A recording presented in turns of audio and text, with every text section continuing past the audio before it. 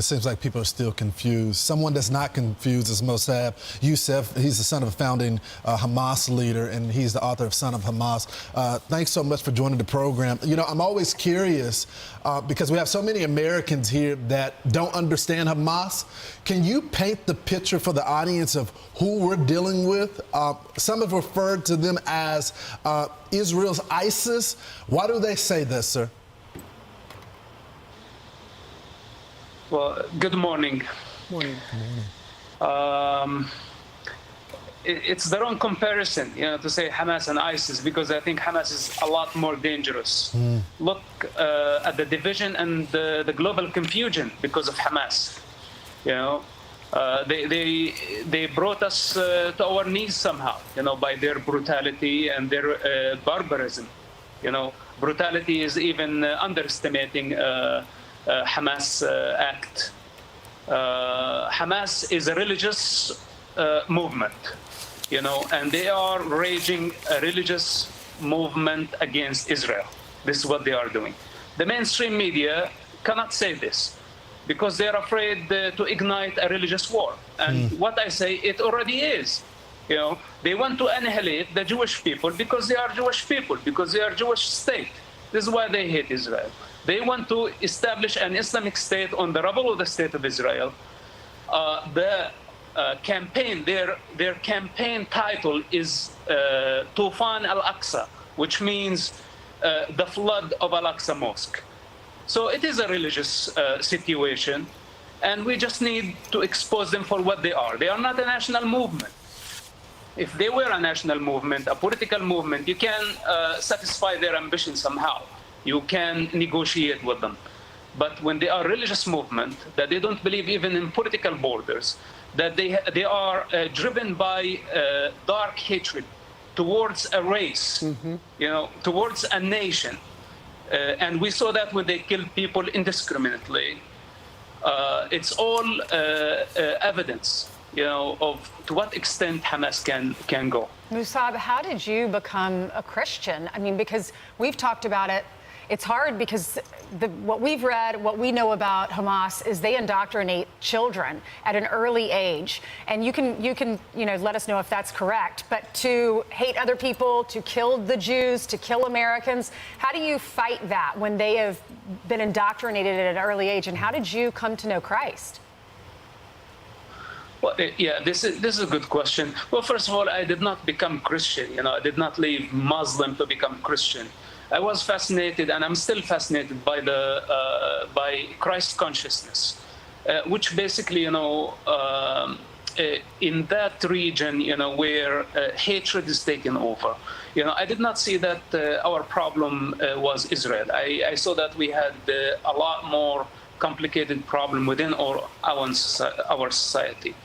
And I found the teachings of loving thy enemy, forgiveness, compassion, the power to be crucified and stand above pain and stand above misjudgment. I saw that there was lots of power to that. And this is why I made the choices I made. I haven't been in a church. I lie to you if I tell you I'm a church goer. Many years now. But Christ consciousness continue to influence me and ignite the light within. Because we live in a dark world, and men think that they are superior to God. But they are not. Actually, why we are in crisis right now, because we don't have God in our hearts. We have abandoned God, and we became very confused. And now the enemy attacked us. Let's talk about the enemy. You write in your book, and you talk about how your dad was one of the founders and how you had to break from him, saved his life many times, but he still disowned you because he doesn't fully realize that. So you start working with the IDF to unearth them and unwind some plots before they happen.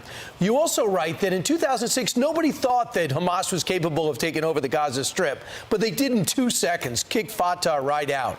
Are they capable of putting up and withstanding an IDF invasion? Do you think they're that strong, or do you think they've already run from the fight?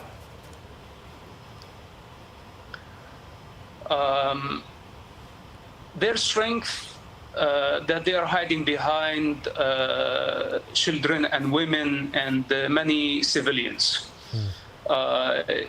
In fact, this is what they did. They surprised Israel on Yom Kippur. It's a holiday, and then they ran very quickly to hide and use human shields. They have many tunnels, they used the funds and the aid that came to Gaza, instead of it went to the people, they used it to dig tunnels. And this is what they've been doing, digging tunnels under the ground. So it's very hard to deal with this type of suicidal group of fighters who basically don't appreciate life. They don't praise life. They actually looking forward to death. The next life. So this is why it's very hard, for not only for Israel. Mossad, do you think they're there, though? Do you think they're still there, or do you think they're trying to get out through the Rafah Pass? No, I think they are still there, and they are preparing. And the reason that Israel is delaying their campaign because they're gathering intelligence, I think they should wait a little bit longer, because without intelligence, without information, knowing the tunnels' mouths, and the Hamas movement on the ground, it is going to be a very difficult war. Mossad, exit question, final question for you. Ultimately, once the ground invasion does start, the goal of the IDF and the Israelis is to rid the world of Hamas, which your father founded. Given what you've said about how it's a movement, not necessarily people, but it's a movement, is that possible? Yes, it is possible. But Gaza front is not the only front. First of all, Israel must destroy Hamas infrastructure, including the tunnels, and whatever it takes. That's number one. Number two, Israel need to deal with the head of the snake in Doha, in Beirut, in wherever they are. Cut the head of the snake and let the tail die. We won't be able to destroy Hamas as an ideology, but we can definitely overthrow them. Now, I don't know how much this will take. This is why I recommend that we gather intelligence and we enforce a very powerful, unbreachable siege. It has to continue for long enough. Those tunnels, they need ventilation, they need power, they need communication. Now, if we cut the power, fuel, even water, oxygen if possible, long enough, this could take long weeks. And we know where the tunnels are in general. They are close to the siege. They are close to the border with Israel. We have offensive tunnels. Those we know for sure that the hostages are not in the offensive tunnels. Okay. They are most likely in tunnels under the city buildings. Sure. So at least we can begin with the offensive tunnels, destroy those, then we can move to the next stage. But we need a very strict, unbreachable siege to deplete the enemy. If we go in immaturely, then we might pay a very high price. Got it. Mossad, thank you so much. Thanks for coming on and educating us about. You're welcome, and thank you for having me. Pick up his book if you want to find out how this whole thing started.